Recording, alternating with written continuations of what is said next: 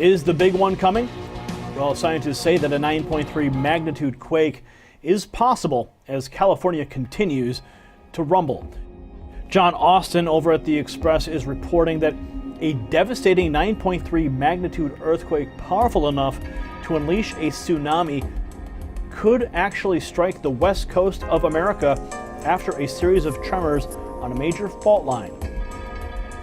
They write that emergency services are already preparing for how to deal with a terrible offshore earthquake in the Cascadia subduction zone off the west coast of America near California. Now, they also state in the last 10 days, there's been 9 earthquakes of magnitude 3 or greater nearby, according to the USGS, leading to fears of what may be to come. The scientists say both the California fault lines and the Cascadia subduction zone are long overdue for a major earthquake of magnitude 8 or above.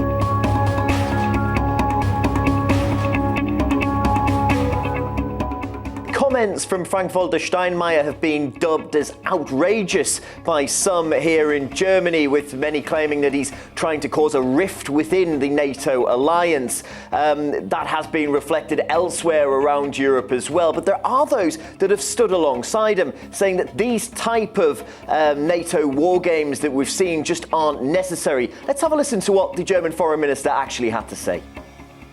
What we shouldn't do now is inflame the situation further through saber-rattling and warmongering.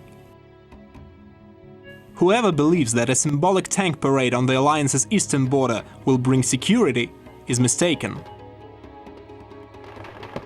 Well, we have seen an increase in the amount of NATO activity that's been going on in Eastern Europe. Most recently, Operation Anaconda saw NATO flex its muscles in Poland. Well, when we say NATO, ultimately we really do mean the United States military. They're the biggest contributors when it comes to personnel, and certainly by a long shot when it comes to financing. But it does seem these comments we're hearing coming from Germany and other nations in Europe, that some of the EU members of the alliance are becoming disenchanted with the direction Washington's pushing them in.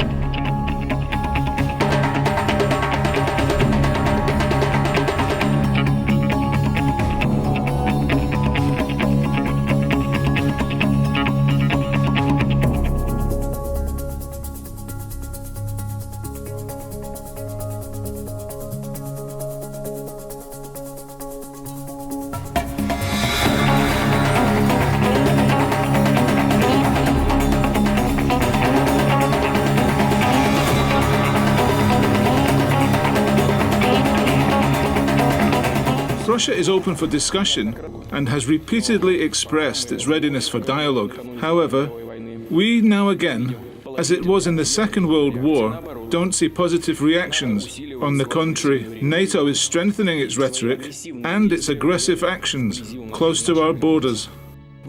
In this environment, we must pay special attention to strengthening our country's defense capabilities.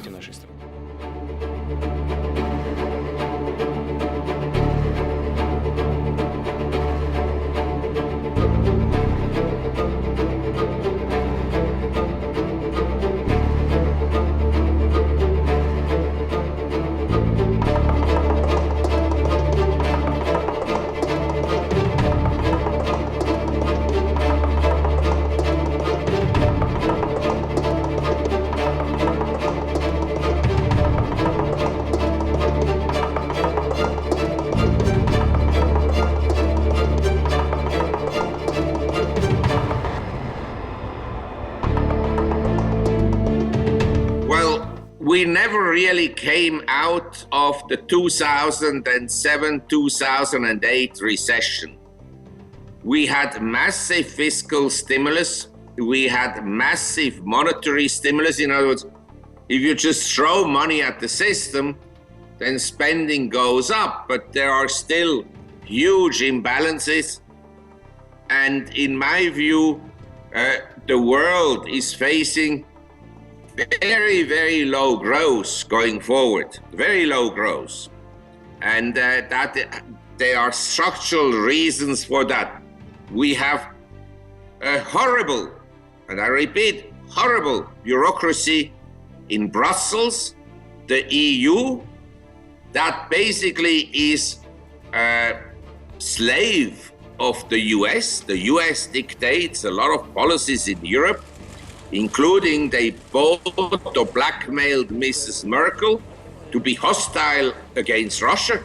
Russia and Germany and Russia and Europe were historically very close to each other.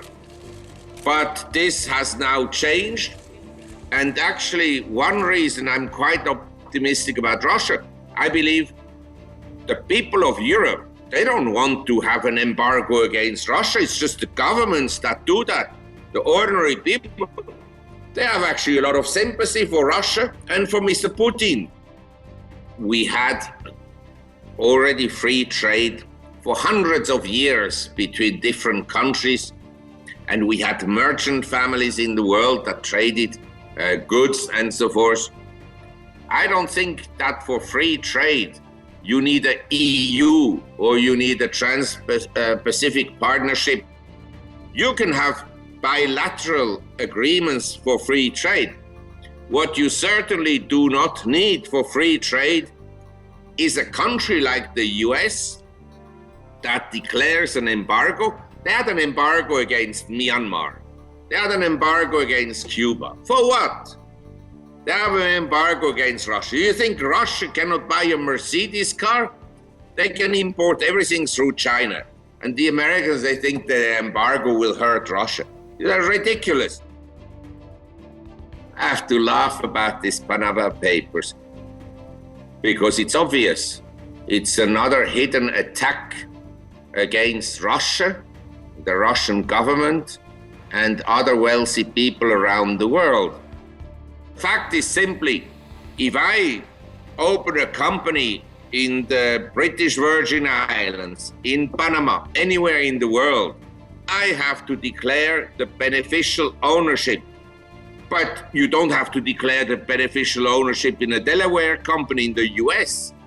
So it's a hypocritical act, once again, initiated by people in the US who want basically to put down foreign regimes. It's like if FIFA was an American organization, nothing would happen. But it happens that FIFA built up the biggest business in the world, which is soccer. And it happens that the World Cup will be played in Russia and not in the US. So obviously they target FIFA.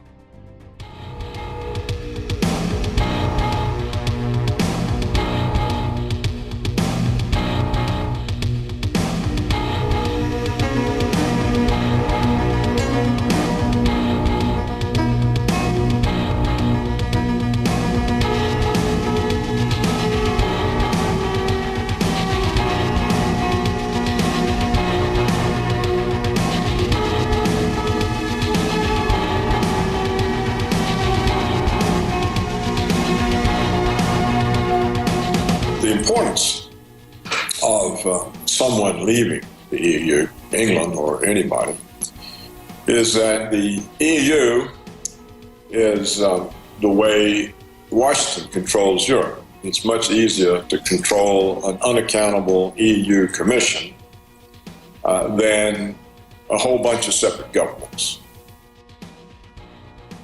As the professor, I think, was from Georgetown University in 2000, discovered in the National Archive, released CIA documents proving that the EU was a CIA creation. This was reported in the year 2000 in England by Ambrose Evans Pritchard in the London Telegraph. And so the whole political reorganization, reinvention of Europe is an American operation. And it's very much in Washington's interest, both as a control mechanism, but also as the political unity of NATO.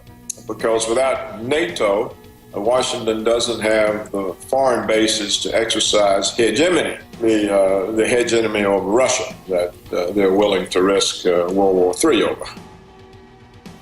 People don't appreciate, but right now, the tensions between Russia and the United States, due to Washington, are far higher than they ever were during the Cold War.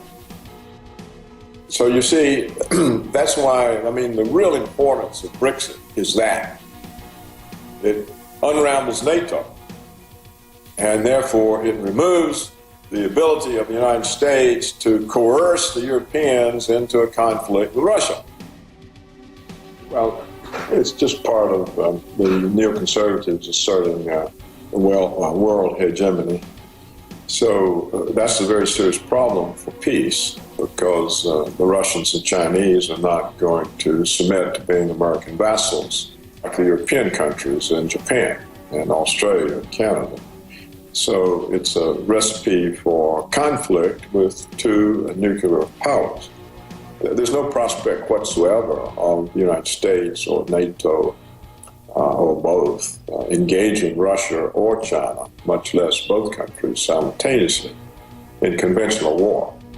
So the war would be nuclear, and there's no winners of that war.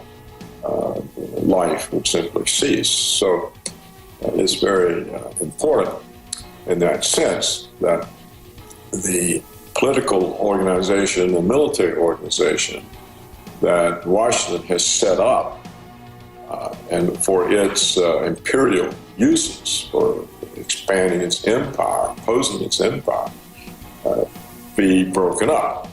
And so that's why it's important for Britain to leave, because I think it would begin an unraveling, particularly now that the EU is used by the richer northern countries, the Dutch, the Germans, to loot the poor southern countries like Portugal and Greece, Spain and Italy.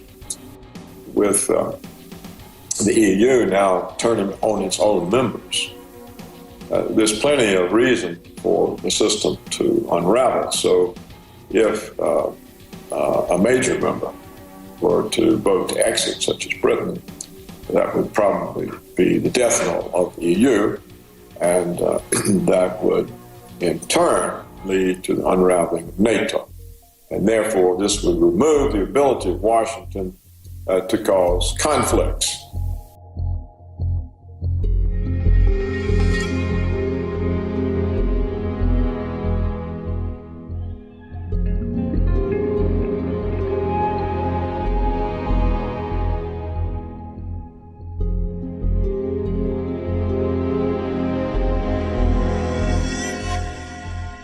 Europa wurde vorgesehen praktisch als Wirtschaftsunion, eine Kolonie, würde ich eher sagen, der Amerikaner, die zum Markt dient, aber niemals ökonomisch stärker werden darf als die amerikanische Wirtschaft. Wenn man die europäische Wirtschaft heute zusammenzählt, dann ist sie um etwa 10% stärker als die amerikanische. Das heißt, vom Bruttosozialprodukt aus gesehen. Und das wollen natürlich die Amerikaner nicht. Deshalb muss immer wieder die Europa runtergedrückt werden. Deshalb wurde die Krise 2007, 2008, 2009 geschaffen, die bis heute Auswirkungen hat, um den Euro zu drücken, damit er nicht stärker wird als der Dollar und den Dollar nicht aus der Weltwährung, das heißt aus der Weltreservewährung verdrängen könnte. Es gibt Leute, die sagen, die Europäische Union zerbricht am Euro. Ich würde es umgekehrt sagen. Ich würde sagen, die Währung, die zerbricht an einer Union, die gar keine ist, die keine Solidarität hat, die keine gemeinsamen politischen Ziele hat und die von außen manipuliert wird. Und von außen meine ich nicht nur von Brüssel, denn Brüssel selbst wird manipuliert von Washington. Die Europäische Union, so wie sie jetzt ist, sage ich mal, die kann nicht reformiert werden. Die kann, so wie sie heute gestaltet ist, mit der Bürokratie in Brüssel, mit den Diktatoren wie Juncker, der einfach die Regeln ändert, wie es ihm passt, kann die nicht reformiert werden. Und deshalb kann ich mir vorstellen, dass Brexit ein Zeichen ist für viele Länder, die sagen, na, yes we can. Ich glaube, es ist wirklich eine Chance für andere Länder nachzudenken und sich zu regruppieren und für sich selber zu sagen, tja, die Briten haben es gekonnt, wir denken immer noch darüber nach und haben Angst gehabt nach den Folgen, jetzt können wir es auch wagen.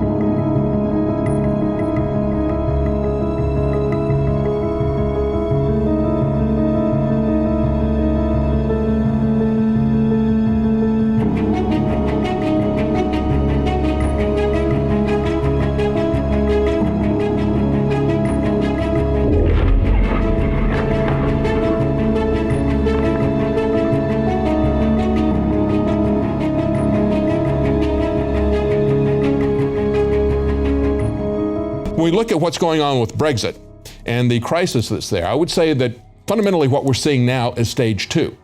It looked like they could not win the election, so now the stage two is to break it. They want to try to create a crisis. It was a Project Fear to try to persuade people not to get out of the European Union. Now that vote has been taken and they could not shut that down, they are trying to do everything they can to make all of the dire predictions of economic consequences come true. They want a do-over. And we see this from the younger voters complaining, the millennials complaining about the baby boomer generation, saying, we're the ones who are going to have to live with this. We want to be in the European Union, but you're the ones who wanted to get out. Now just understand, if we go back and look at the history, there was also a referendum back in 1975. 2/3 of the voters then opted to stay in the EU. 4 years later, it had flipped the other way around. Most of them wanted to leave. And these are the people, the baby boomers, who have been living under this EU for 40 years. So this is not about racism, as I like to say. It's not even about economic issues. It is fundamentally about sovereignty. It is about a loss of control. Whether or not you're going to be a serf to someone else, someone who is going to write the laws for you, unelected people at a distant location who have their own agenda, and they're not going to allow you to have elected representatives who are going to write the laws. That's what's been going on in Europe for a very long time. It's what we see happening here in spades, for example. And yet today, we see, even after the election, we still see David Cameron doubling down, saying this is about xenophobia, it's about racism, and it's not. It is about sovereignty. David Cameron, when they were having the debates, said, don't vote for Brexit based on the flyers coming out from UKIP. He said, they're telling you it's 350 million pounds a week going net to Brussels. No, it's not that much. It's a different number, whatever. It doesn't matter. It can be any number, and Brussels can change it at will. He said, they're telling you that Turkey is going to come in. Don't worry, that won't happen for until after I'm out of office. And then he says, and they're telling you there's a European army. But understand that what they're concerned about is not just Britain leaving, but a whole slew of nations leaving. 40% of Swedes, Poles, and Belgians are in the same vote. And we've also got Finland, Hungary, Portugal, Slovakia, France, Holland, Italy, Austria. Many of those say they would like to have a vote as well. What are they doing to fight this? Well, it's out of the election stage right now, so what they are doing is they're basically holding a gun to people's heads with the stock markets, manipulating these markets. We've seen HSBC get caught 2 times at least, okay, convicted twice of money laundering for drug cartels and for terrorists getting away with it. We've seen all these big banks now who are creating crisis around Brexit. These are the banks that manipulated the LIBOR exchange, the London Interbank Rate Exchange that is the basis of all variable rate mortgages. We've seen them manipulate currencies. We've seen them manipulate commodities, stock exchanges. Every kind of market has been manipulated by these bankers. And now what they're saying is, this is HSBC coming out saying, well, we're going to take 70,000 jobs out of London. We're already planning to move 1,000 workers from London to Paris, and it's going to start next week. They haven't even started the process of leaving, but immediately they're pulling this out because they want to make it as financially painful as possible, trying to get people to reverse themselves. They saw this happen in 1975. They saw people change their mind. They've already got people saying, well, we got to have a do-over. They're going to try to make it as difficult as possible. They are selling off the pound. We're seeing S&P downgrading the entire country, downgrading all the UK. How long did it take them to downgrade these bankers and these people who were playing games with mortgages in the financial crisis? There's absolutely no basis for these mortgages, for Lehman Brothers, for these other companies. They're expecting Standard & Poor's and Fitch and all these other rating agencies to downgrade them, and they don't do it. And these guys are making bets based on the bankruptcy of this mortgage market. And yet Standard & Poor's refuses to downgrade, and these guys went bankrupt. And yet in one day, you see Standard & Poor's downgrade the entire nation of Great Britain. This is the way they're trying to punish people. And it's not just that. They're talking about how English will not be the official European Union language, will not be one of the languages. Of course, they have 24 official languages. It is a veritable Tower of Babel. They self-consciously reference, and we've talked about the artwork at Brussels and the European Union, how they reference the Tower of Babel for a world government as well. But they're going to remove English. Well, you know, the true nature of English is it is the lingua franca of the 21st century, and it has that status as a de facto status. They're trying to create a European superstate. They're going to do it out of fear. Project Fear is not over with the election. Project Fear is alive and well. They're trying to go from Brexit to break it, and we can see where they are putting their power here. We see foreign ministers of France and Germany have revealed a blueprint to effectively do away with individual member states. It has always been about political union. It has not been about even the economics. They begin with a common trade group, and then they use that to push people into a political sovereignty that is distant from them. And they're saying that they're putting this out as an ultimatum. Under the radical proposals, EU countries will lose the right to have their own army, their own criminal law, their own taxation system, their central bank, with all those powers being transferred to Brussels. And again, remember, it was David Cameron who said none of that exists. Oh, but it does. And we have pointed that out multiple times. It was well known to the people who voted, who were baby boomers. They knew where this was coming from. They knew the plan of this. And now we see this being surfacing in the Polish media. They are releasing the details of this. They say the only way to make Europe more than the sum of a member state diplomacies is to make it into a real state. Yes, it is about world government.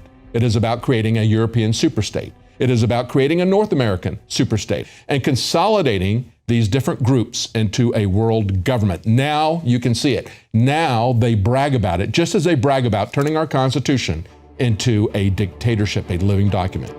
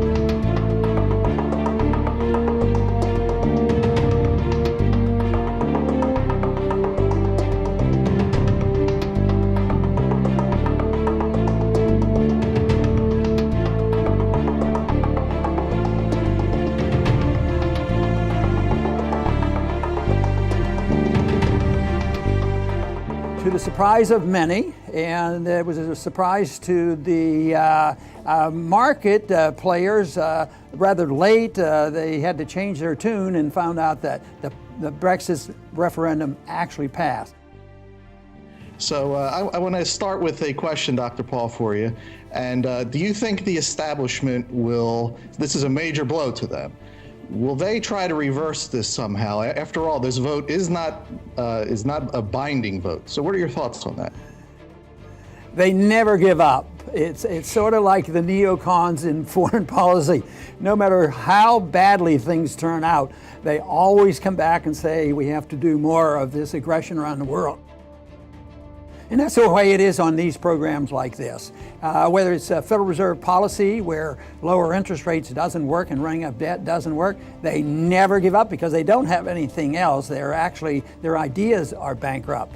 So in this case of the destruction of national sovereignty, the forced integration of many nations coming together in a European Union, it was doomed to fail from the beginning. I never believed for once that it would last. It's lasted actually longer than I thought, and it still exists. And the point is this vote doesn't cancel it out, but it sends a strong message, and that message is every bit as strong as a legal message. This is a consensus.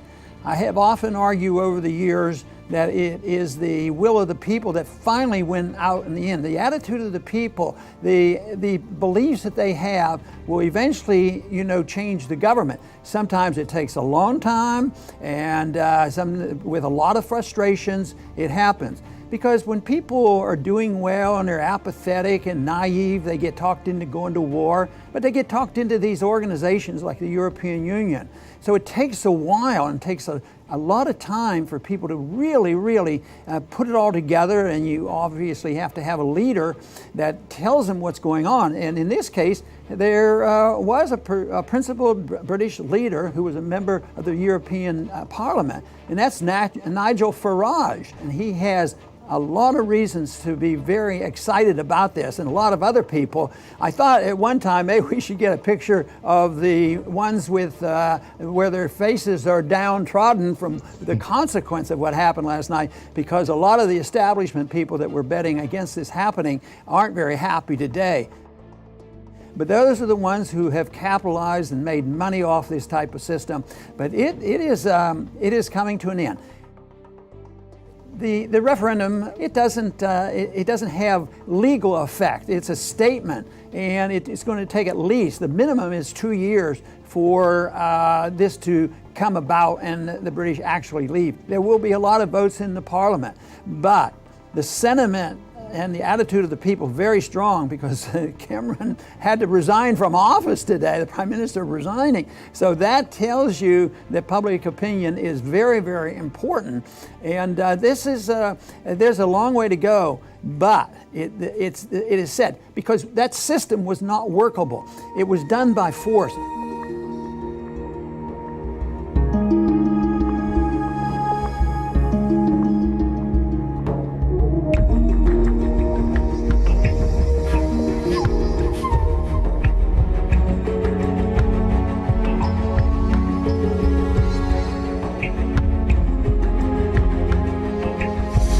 What a day when people ignored the entirety of the political establishment and said, we'll decide what happens, not what you tell us. What a day. And of course, this is not the end, it's the start, because these people aren't going to go quietly. But what a start. And we have had a situation where, against all the odds, the majority of the people who voted in this EU referendum have said bye-bye. And very soon afterwards, after the result was given, the Prime Minister, David Cameron, who led the stay-in campaign, and basically, along with his Chancellor, George Osborne, embarked on a daily lie fest and fear fest to try to get their way. But it's more than just a referendum result. It goes much deeper than that. And indeed, the result is far more significant than just that, for this reason. Week after week, we have had, like I say, the entire political establishment, whether it's the so-called right-wing Conservative Party or the so-called left-wing Labour Party. I say so-called because they're on the same postage stamp with one or two honourable individual exceptions. And the Scottish National Party, ditto. And others like the Liberal Democrats and the smaller parties like the Greens. We've had the trade unions in league with the corporations that the trade union is supposed to be protecting people from. We've had Barack Obama, US President. We've had the Governor of the Bank of England. We've had the International Monetary Fund. Other world leaders. Endless people representing the establishment and the political moneyed classes, telling what they consider, most of them, to be the serfs, that if they don't do what this elite wants, then there'll be dire consequences. There'll be dire consequences for taking your freedom back from dark-suited, faceless bureaucrats in Brussels. And in the face of all of that, the British, the European, the global establishment, all as one, telling the British people how they should come into line and stay in the prison cell. A majority of the people that voted said, "Up yours, darling. We are deciding on our destiny, not you." And what we've seen is this shift from people listening to their masters and alleged betters, the political class of their particular party, telling them what's right and wrong and what they should do and what they shouldn't do. This whole idea of we'll listen to this politician, then we'll listen to that politician and we'll decide what we'll do. We've had this shift to, I don't care what you say. I don't care what you say. I don't care what you do. I've come to my own conclusion, thank you, and I'm going with it. And if we would do that on a larger, more expanded scale, across the great spectrum of subjects in society, then we would take all of our freedom back from these self-appointed leaders in their arrogance and their corruption. So it is just an extraordinary happening. All the lies, all the intimidation, all the threats, all of that thrown at us. And still, the majority say, we've had enough, we're out of here. But like I say, this is just the start. Because I cannot emphasize the potential that this has for throwing a spanner of enormous magnitude into the works of this EU tyranny, which is just a mask on the face of a global tyranny. I've said I'm exposed over decades how the plan is for a world government, world central bank, world army evolved out of NATO, a world cashless currency. and a microchip population. And under that structure is designed to be a series of superstates. The one that's, of course, in place most and is further along the road to where it's designed to go, but nowhere near the end of where it's designed to go, is the European Union. And there are others around the world that are due to follow, just like that. And the idea is not that countries will leave the European Union. It is that more and more will be sucked in to the prison state. So, Britain voting to come out is their worst fricking nightmare.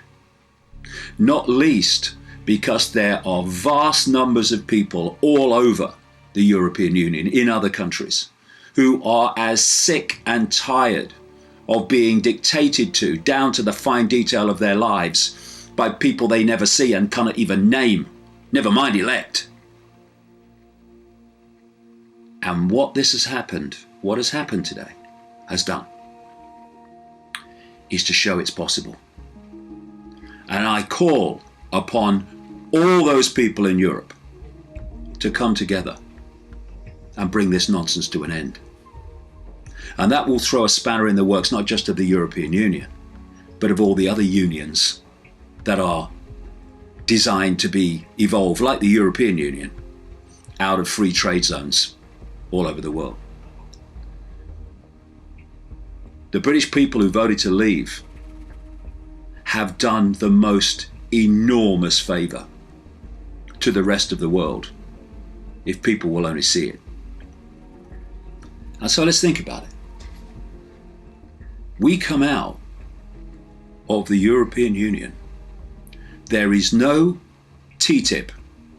There is no fascist trade agreement involving the UK called the Transatlantic Trade and Investment Partnership, which is being negotiated between the EU and the United States. In other words, it's being negotiated by corporations on behalf of corporations for the benefit of corporations and for further enslavement of the people.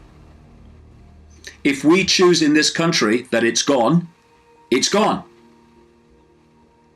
That's what it means to come out of this tyranny, and that's what the rest of Europe is sick of. And so it's time for everybody to take their power back from this European Union prison state that is merely a vehicle for the elite. Now, of course, wasn't predictable, was it? There has been turmoil on the financial markets. And we've got to realize, and I'm sure most people do, that these people are going to make it as difficult as possible for us to get out of their noose in any way that will be smooth and easy. And of course, it's not just about freeing ourselves from the European Union. It's also freeing ourselves from the manipulation of the banking system, which is controlled by the same hidden hand that controls the European Union. We have a web with a spider at the center of the web that's pulling the strings of the world. Didn't pull them today, though. And it controls the banking system. It controls the international banking organizations like the IMF, the European Central Bank, Bank of England. And it controls the political system. It controls the corporations. They're just expressions of it.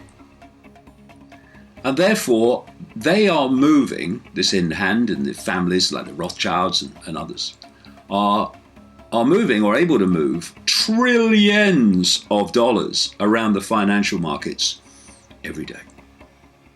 And so, if they want to frighten people into doing their will, by creating chaos on the financial markets, well, they can do it to their heart's content. All they do is buy into something they want to go up and get out of something they want to go down on an enormous scale. So people like the Rothschilds and the Rothschild bagman George Soros, they move their vast amounts of money around, and they're not alone, there's many others in that web, to push the pound up, to push the pound down. And so we need, now we've made this decision, to be strong, steadfast, backbone straight, so we don't get intimidated by all this manipulation,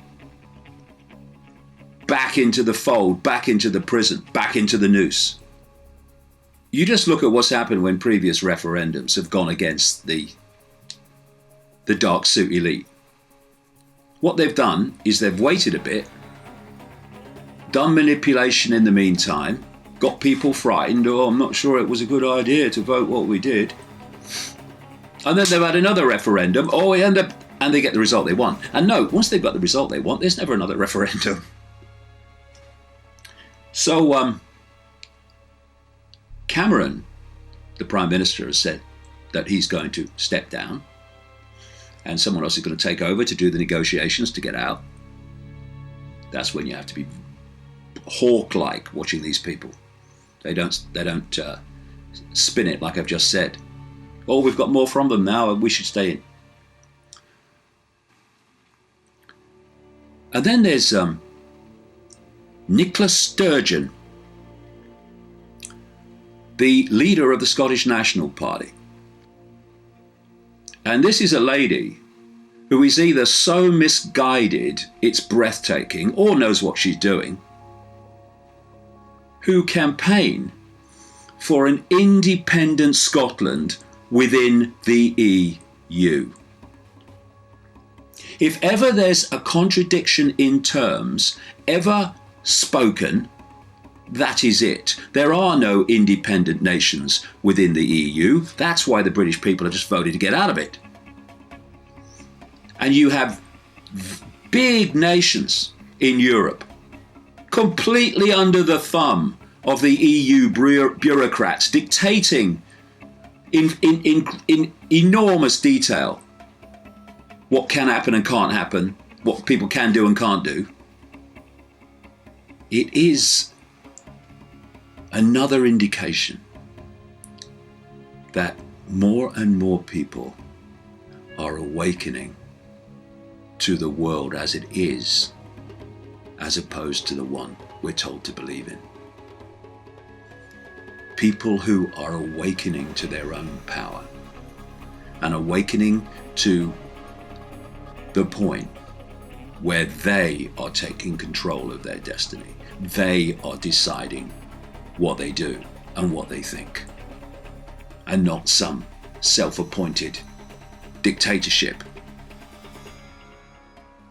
And what I've seen, particularly exponentially, year on year on year on year, in terms of people around the world starting to look at the world in a different way, look at themselves in a different way, and ceasing to be told what to do externally. The difference that I've seen in terms of numbers is growing and growing and growing and growing.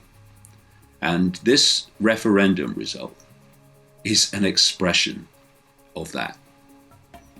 Because there would have been a time, and it wouldn't have been that long ago, when this tidal wave of fear, intimidation, blackmail, emotional manipulation and threats would have got the elite what they want. But it hasn't worked this time. And that is something that is highly, highly significant. And we must push it on from here.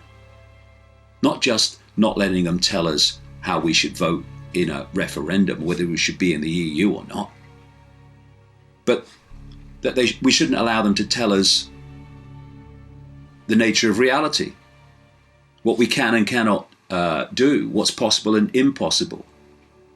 That we should be cogs in their machine rather than individual, spontaneous expressions of uniqueness, which we all are.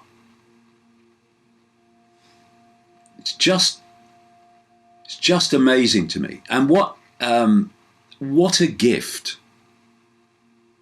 those that voted to leave in this referendum have given to the rest of Europe. A gift that says, see, if we can do it, you can do it. Let's make sure there is no going back. And out means out. End of story.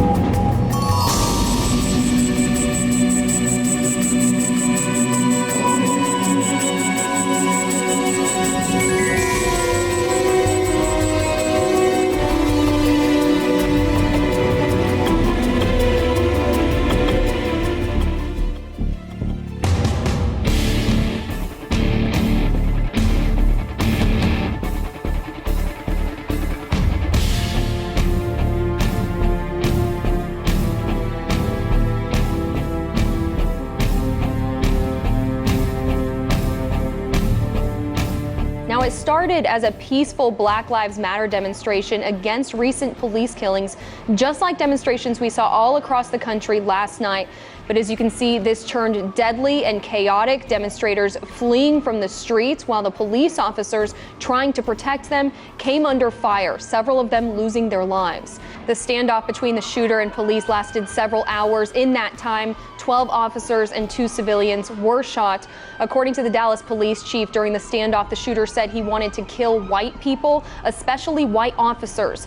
The sniper has been identified as 25-year-old Micah Xavier Johnson. He's an Army Reserve veteran who served an active duty tour in Afghanistan. He told police he was upset about recent police shootings of black suspects. Now, police ended the standoff by detonating a bomb robot, killing Johnson.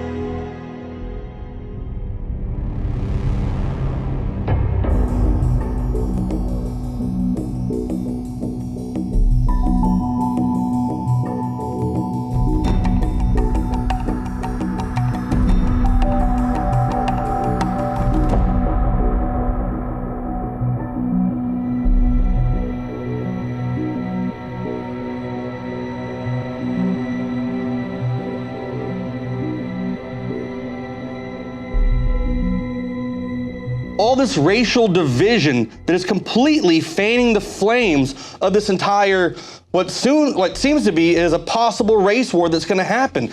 Tensions are so hot and heavy right now in America, and everyone is so concerned about these damn labels. Black Lives Matter. Well, if Black lives don't matter, then no lives matter. But we see Black Lives Matter movements and people that are leaders in that movement coming out and calling for the killings of police officers, to run them over and shoot them, to go after white people, to target them. We saw what happened in Dallas this past weekend when multiple officers were shot and killed. That is ridiculous. We need to focus on unifying our country. And how do we do that? Stop labeling everything. But what we need to focus on is the fact that we have a government, a group of elites who want to enslave us all. We are heading towards 1984, and no one sees that. We keep wanting to blame law enforcement. We keep wanting to blame other leaders or white people for the problems that are going on, and completely ignore the fact that there are these global elites who want to enslave us all. And we have people like President Barack Obama, Al Sharpton, calling for the federalization of our police departments. And this is what's going to happen. And it's going to go into a militarized police state run by martial law. We have a corrupt system that wants to enslave you, the African American, me, the white American, people of all races, colors, and genders. And for once, let's unify and let's beat these people.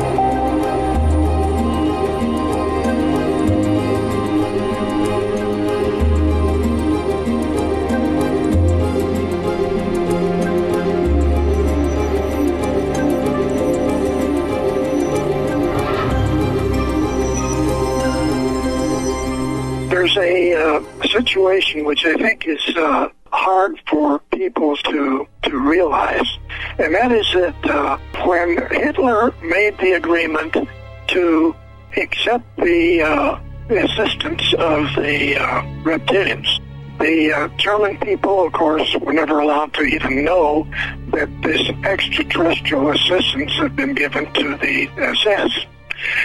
Now, when I said given, they were actually given the hardware, not just one class, but 7, 8 different classes and types, even large cigar-shaped space vehicles.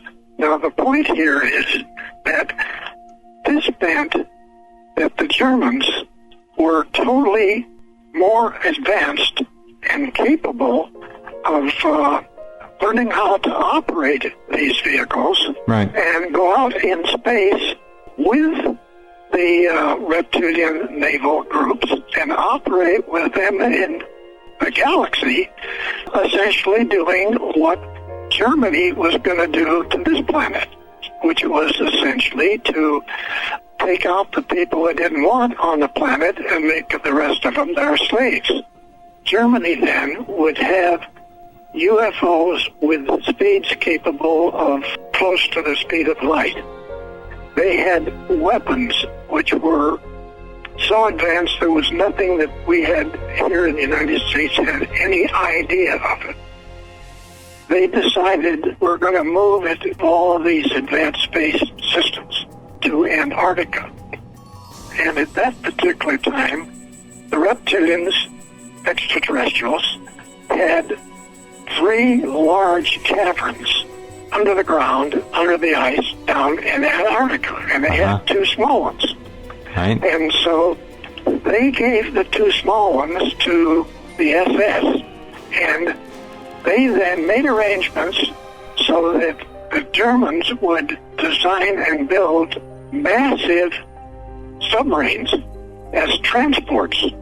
And they started moving the top UFO construction, because Germany went into the construction of these various types of UFOs that were given to them.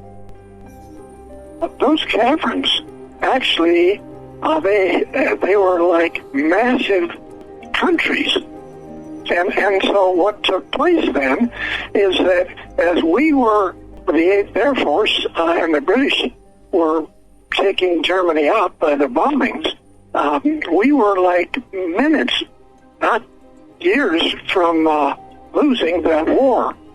But it didn't make any difference to Germany, because not just Hitler and his girlfriend went to South America, and so did many of the Germans.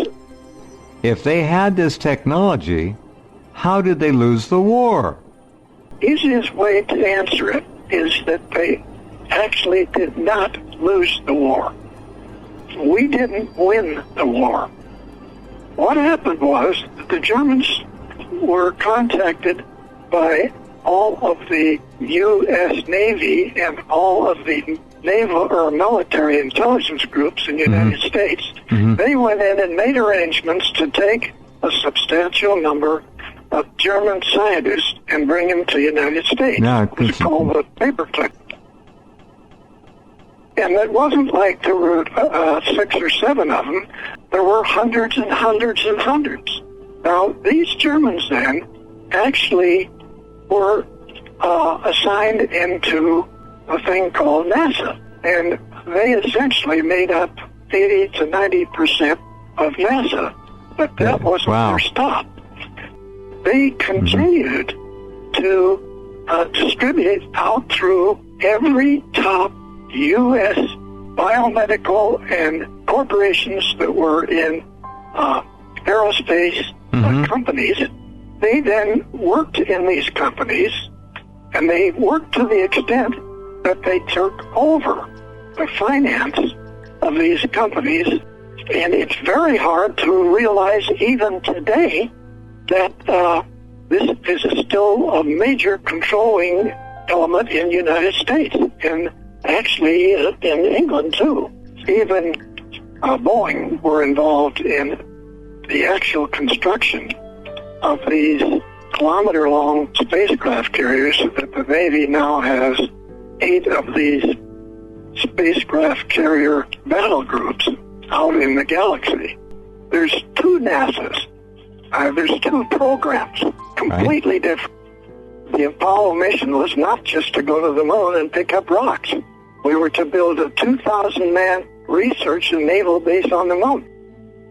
They're involved with Solar Warden, and they're involved with bases that we have on Jupiter's moons, which are Solar Warden, and we have bases on Mars. What really bothers me is the regular NASA will have big programs where they build a very large rocket again, which is such an expensive cover-up. That's the reason that disclosure on this whole subject is so important, because there's so many lies, there's so much cover-up that's been presented to the public.